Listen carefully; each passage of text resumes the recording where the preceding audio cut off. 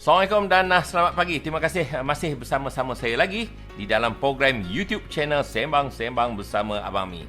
Untuk peminat-peminat Aquaris, NGO-NGO yang menjaga koral kita, abang-abang yang buat research mengenai koral dan kawan-kawan kita yang minat underwater photography, saksikan video ini sampai habis. Sebab lepas ni saya akan menceritakan pasal torchlight yang istimewa Big Blue VL 4700 PB. Tunggu video ni sampai habis. Aktifkan selam anda.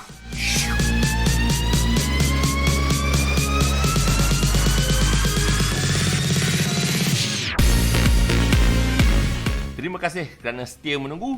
Jadi untuk kita nak mengetahui apa yang feature-features yang ada pada VL 42000 PB ni, saksikan video saya ni sampai habis dan jangan lupa subscribe, aktifkan loceng, like, komen dan jangan lupa share kepada grup-grup diving yang lain. Lampu Big Blue VL 4200 PB. Jom kita unbox. Jom kita unbox. Tengok apa ada dekat sini. Wow, dia datang sekali dengan dry bag. Yes, tali dry bag. Kita tengok apa ada dekat sini pula. Whoops. Manual. This is dia punya light dia. Big Blue VL 4200 PB. Alright. Tengok ni apa lagi ada dalam ni. Wah, banyak lagi. Okay, this is glove. Dia punya charger dia. Ini filter warna kuning.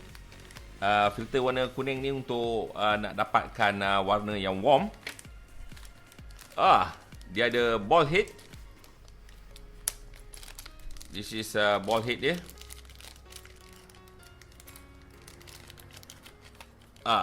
Ball head. Dia datang sekali dengan silicone grease. Strap. Dan yellow filter. Plate yellow filter. Alright.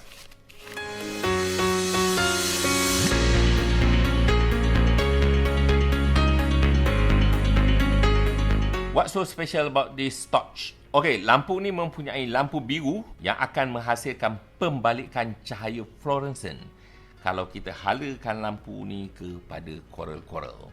Kita ada sedikit maklumat mengenai bandwidth cahaya. Okay, cahaya ni dia punya visible bandwidth dia adalah bermula daripada 400 nanometer sehingga 600 nanometer. This is visible light yang kita boleh nampak. Dan ada makhluk-makhluk Allah ini dia sensitif kepada band-band cahaya yang tertentu yang mata kita tak nampak. Dan ada juga makhluk-makhluk Allah yang lain yang mengeluarkan pantulan cahaya bila dia terkena kepada band cahaya tertentu dan mungkin tidak kelihatan oleh kita sebagai manusia. Okey, kalau fotografer di darat, diorang boleh ambil gambar IR. Diorang modify sensor pada kamera tu digantikan dengan sensor IR. Mereka boleh mengambil gambar menggunakan sensor yang sensitif pada band-band yang tertentu dan ia akan memberikan efek yang berbeza. Kita gunakan juga bandwidth yang berbeza ini untuk mengesan subjek-subjek yang lain. Contohnya dalam remote sensing, kita menggunakan bandwidth tertentu untuk nak mencari benda yang kita nak. Contohnya, kita merakam image tersebut dengan menggunakan bandwidth infrared, kita dapat semua benda-benda air itu automatik menjadi gelap dan hitam. Jadi mudah untuk kita mengenal pasti dekat mana kawasan-kawasan yang terlibat dengan air. Dan kita boleh juga menggunakan IR ni untuk nak mengesan tumbuhan-tumbuhan yang berpenyakit. Kali ini saya nak kaitkan sedikit mengenai coral. kita kena faham pasal bandwidth ni. Jadi dia ada sains di sebalik cahaya ni. Visible light ni adalah bermula daripada 400 nanometer sehingga 600 nanometer. 400 nanometer ni bermula daripada cahaya ultraviolet, kemudian lepas tu dia naik kepada biru, dia naik kepada hijau, dia naik kepada kuning, dia naik kepada oranye dan seterusnya dia naik kepada merah di 600 nanometer.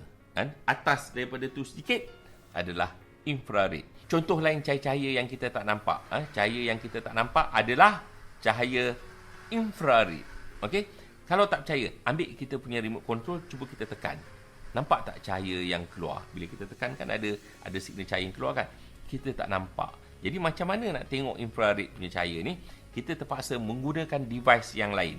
Kita ambil kita punya handphone, switchkan kamera, bila kita tekan, kita akan dapat tengok cahaya infrared yang dapat dirakam dengan menggunakan handphone kamera kita. Jadi sama juga certain bandwidth ni memang kita tak nampak daripada jangkauan mata kita, tapi benda ni boleh dirakam melalui sensor kamera kita. Jadi sebenarnya banyak lagi sains-sains yang berkenaan dengan bandwidth cahaya visible light yang kita boleh nampak dan yang kita tak nampak.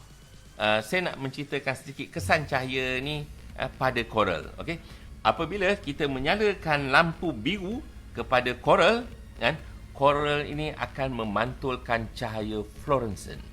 Kita boleh mengukur kadar kesihatan coral ni melalui pantulan warna ni. Kalau dia pantulkan warna fluorescent itu dengan cantik, maknanya coral tu sihat. Tapi sebenarnya ada lagi hidupan-hidupan marine yang lain juga menghasilkan lampu fluorescent ni, tapi di luar jangkauan mata kita untuk melihatnya. Dan certain predator memang mencari warna-warna ini untuk memburu mangsa-mangsa mereka. Dan actually you boleh buat eksperimen pasal lampu biru ni. Actually you boleh buat banyak eksperimen pasal ni. Sebab tak ramai lagi orang yang explore pasal perkara-perkara ni. Saya pun tak banyak juga maklumat, tapi it's a good for someone to try out. You boleh study dan you boleh cari marine life mana yang memberi kesan cahaya ni. Jadi certain marine life ni, kalau you bagi dia punya cahaya biru ni, you bagi cahaya biru ni, dia akan menghasilkan lampu fluorescent yang berwarna-warni. Ada cahaya tu yang dia akan keluarkan warna biru, keluarkan warna hijau, keluarkan warna purple dan sangat cantik. So, why not? Kan? Something yang luar biasa. Macam mana nak nyalakan lampu biru ni? Apa yang kita buat is double tap dekat switch dia. Double tap, pap. Kan? Tekan sikit lagi. Tekan lagi. Tekan lagi. Tekan lagi. Dia akan keluar lampu biru. So, kita akan explore apa yang kita boleh tengok daripada lampu biru ni. Selain daripada lampu biru, lampu ni juga akan mengeluarkan lampu warna merah. Okey, apa tujuan lampu merah ni? Okay. Lampu merah ni bertujuan untuk memudahkan kita fokus dan mencari marine life tanpa menyebabkan marine life tersebut lari. You boleh gunakan lampu merah ni untuk mencari subjek. Once you dah dapat, kamera pun dah ready, then baru you aktifkan lampu torchlight. Alright? Satu tekan saja. Okay, lampu torchlight ni ada 3 power. Okay, once you on, 100%, 50% dan 25%. Okay, this is cahaya untuk 25%. Muka saya sedikit biru. Lampu yang saya pakai adalah lampu tungsten. Jadi ini 6600. Bila 6600 ni, bila dia terkena, dia akan jadi biru. Contoh dia, kalau saya suluh ni, dia akan jadi biru 100%, 50, 25. Dia akan jadi biru.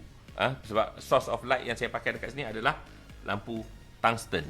Okay, kita pun bukan all the time kita nak pakai full power. Lampu ni sebenarnya kita design untuk pakai di dalam air. Dia bukan didesain untuk pakai dekat atas darat sebab dia cepat panas. Jadi kalau kita pakai di dalam air waktu kita menyelam tak jadi isu sangat sebab air itu akan menyejukkan torchlight ni. Lampu ni bukan lampu spot.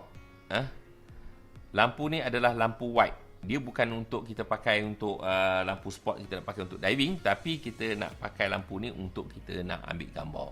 Ataupun kalau kita ada nak buat research kajian kan. Jadi lampu ni didesain memang khas untuk nak rakam-rakam gambar. Okey, hari tu saya dah cuba kalau kita menggunakan lampu white ni pada jarak 1 meter, kalau kita menggunakan ISO 200 f4, kita punya shutter speed kita adalah 1/60. Jadi kalau you gunakan 50%, you akan drop 1 stop, dan kalau you guna 25%, you akan drop 2 stop. Jadi senang untuk you nak buat calculation. Bateri-bateri yang datang bersama-sama dengan unit ni adalah bateri khas yang ada protection circuit. Jadi bila nak pakai unit ni, you tak boleh simply pakai mana-mana bateri. You kena pakai bateri khas dia. Bateri ini mempunyai protection circuit. Sebab tu bateri ini dia mahal sikit daripada bateri yang lain. Mana-mana bateri lithium ion ni, dia mudah terbakar dan mudah meletup. Jadi sebab tu bateri yang dikeluarkan oleh Big Blue ni menggunakan protection circuit. Okay, make sure kalau nak pakai unit ni, make sure you pakai bateri yang saiz 32650 kan, 3.7 volt dan mempunyai protection circuit kan, untuk nak protect daripada alat ni meletup ataupun rosak. Jadi kalau anda berminat dengan lampu ni, anda boleh dapatkan di kebanyakan dive center yang menjual lampu Big Blue ni. Pastikan anda minta bantuan Dive Pro di dive center sana untuk beri penerangan bagaimana untuk menggunakan torchlight ni.